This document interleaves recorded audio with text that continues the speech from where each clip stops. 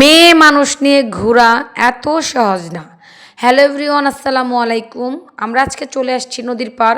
ছাগল দেখতে মোটেও না, আমরা যাব নদীর ওই পার। আর এখানে দাঁড়ায় থাকার কারণ হচ্ছে আমার দেবরের জন্য দাঁড়াচ্ছিলাম। এই যে আমার দেবর হাজি মতিন সাহেব চলে আসছে। এখন হচ্ছে আমরা নিচে নামতেছিলাম, নৌকায় উঠবো। তো আমরা এখানে ছিলাম যারা যারা, তারা হচ্ছে আমার দেবর, এটা হচ্ছে আমার মেজো দেবর হাজি মতিন সাহেব, তার স্ত্রী নিশা আক্তার ও তার শালি মিম আক্তার। আর আমার দেবরের 3 কন্যা ছিল, আর আমি ছিলাম, আমার হাজব্যান্ড অ্যান্ড আমার 2 কন্যা। তো আমরা সবাই আলাদা আলাদা নৌকায় উঠেছি, কারণ হচ্ছে এক নৌকায় সবার জায়গা হবে না।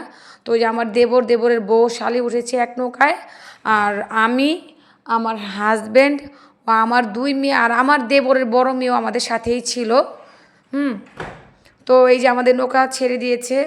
এখন হচ্ছে আমার হাজব্যান্ড আমাকে নিয়ে অনেক বড় একটা প্রশংসা করবে, যে প্রশংসার মানে অংশীদার সত্যিই আমি নিজে।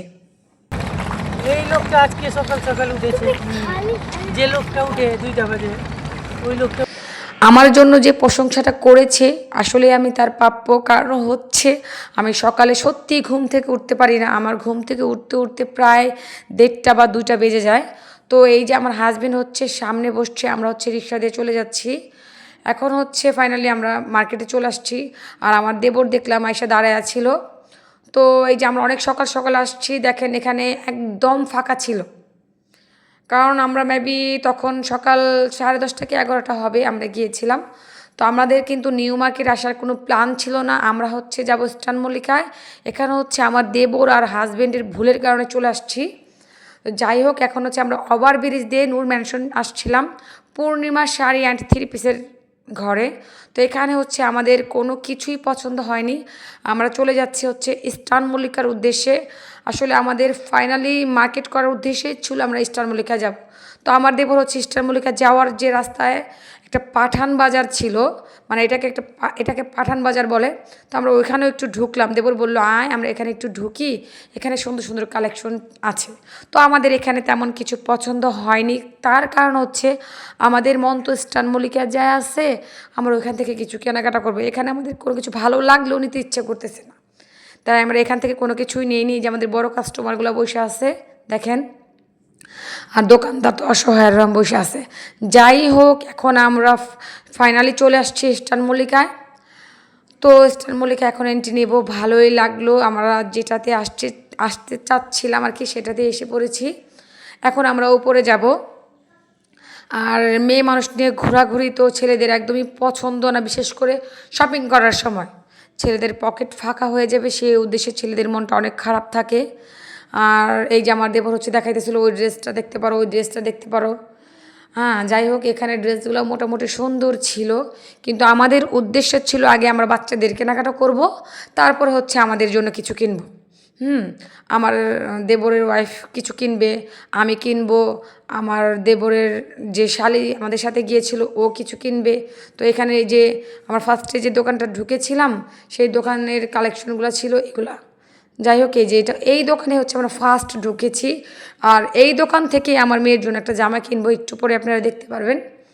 তো এই যে এখানে এটা হচ্ছে আরেকটা দোকান, ওইখানে গিয়েছিলাম আমার দেবরের মেয়েদের জন্য। এটা হচ্ছে আমার দেবরের ছোট মেয়ে, আর এটা হচ্ছে আমার দেবরের মেজো মেয়ে। ওদেরকে হচ্ছে জামার ট্রায়াল দেওয়া হচ্ছে যে কোনটা ভালো লাগে। যাই হোক, এই জামাটা আমাদের ভালো লাগছে, বাট আমরা এটা নেই নাই, কারণ এটা হচ্ছে আমরা হাতে রাখছি, যদি আমাদের এখানে কোনোটাই পছন্দ না হয় তাহলে নিতে পারি। কিন্তু আমার দেবরের মেয়ে হচ্ছে পাগল হয়ে গেছে, আমি স্টার মল্লিকা থাকবো না, আমি বসুন্ধরায় যাব। আর এই যে এখানে হচ্ছে ছেলেদের ড্রেস দেখার কারণ হচ্ছে এই যে আমার দেবরের শালির একটা ছেলে আছে, ওর জন্য হচ্ছে আমরা এখানে ছেলেদের কালেকশনগুলো দেখতেছিলাম। তো এই যে এই জামাটা হচ্ছে ফাইনালি আমার মেয়ের পছন্দ হয়ে গেছে। ফার্স্টে আমরা যে দোকানে ঢুকেছিলাম ওই দোকান থেকে এই জামাটা হচ্ছে আমরা কিনতেছি। তো আমার মেয়ের পছন্দ ডান, আমাদের এই জামাটাও কেনা হয়ে গেল। মেয়ের জামাটা অনেক পছন্দ হয়েছে, আমার মেয়ে অনেক খুশি, এই জামাটা আমার মেয়ের অনেক ভালো লাগছে। এখন আমরা এই জামাটা এখন কিনবো, মানে কিনিয়ে নিয়েছি মোট কথা, আমরা কি টাকা দিব। হ্যাঁ, ভাইয়ারা অনেক ভালো ছিল, এই দোকানের ভাইয়াগুলো অনেক ভালো ছিল। আর আমার মেয়ের জামাটা অনেক পছন্দ হয়েছে, আমার মেয়ের মুখে হাসি দেখলে আপনারা বুঝতে পারবেন জামাটা কতটা পছন্দ হয়েছে। আসলে আসল কথা হচ্ছে বাচ্চাদের পছন্দটাই আমাদের মানতে হবে। টাকা পয়সা এখানে কত গেলো সেটা ম্যাটার নয়। এই যে আমার মেয়ে কিন্তু অনেক খুশি জামাটা হাতে পেয়ে। দোকানদার ভাইয়া হচ্ছে আমাকে হাই দিল, ভাইয়াটা খুব ভালো। আরও কয়েকটা দোকানে আমরা ঘুরেছি, ভাইগুলো অনেক বাজে ছিল, মানে ভিডিও করবেন না, এটা করবেন না, ওটা করবেন না, ডাইরেক্ট না করে দিত। এই ভাইয়াটা আমার ভিডিওতে হাই বলছে, মানে খুব ভালো লাগলো। তো আমার দেবরের মেয়েদের এই জামাগুলো ভালো লাগে নেই, তাই আমরা চলে যাচ্ছি বসুন্ধরাতে। এই রিক্সায় উঠে পড়লাম। আর এই যে রিক্সা যাওয়ার পথেই হচ্ছে একটা বাচ্চার সাথে দেখা, বাচ্চাটা অনেক কিউট ছিল। আর ওই দেখেন না পাশে থেকে ওই রিক্সাওয়ালা ভাইটা কি সুন্দর ফুসকি দিতেছে। যাই হোক, এই যে দেখেন সকাল সকালে ঘুম থেকে ওঠার নমুনা দেখছেন কি অবস্থা। কি আর বলবো, কিছুই বলার নাই, মা হয়েছি, সব কিছুই সহ্য করতে হবে। তো ফাইনালি আমরা চলে আসলাম বসুন্ধরাতে। তো বসুন্ধরাতে আসার পরে হচ্ছে আমরা এখানে একটু দাঁড়ায় আছিলাম আমার দেবরের জন্য। তো দেবরের রিক্সাগুলো এখনও অনেক দূরে, ওদের আসতে হচ্ছে একটু লেট হবে। যে আমার হাজবেন্ড হচ্ছে রিক্সাওয়ালাকে ভাড়া দিয়ে আসলো। তো আমরা ঢুকে পড়লাম বসুন্ধরাতে। দেবর বলতেছে তোমরা ভিতরে যাই ঢুকো, আমার একটু আসতে লেট হবে। তো যাই হোক, আমরা এখানে একটু ঘুরতেছিলাম আর ঘুরে ঘুরে দেখতেছিলাম।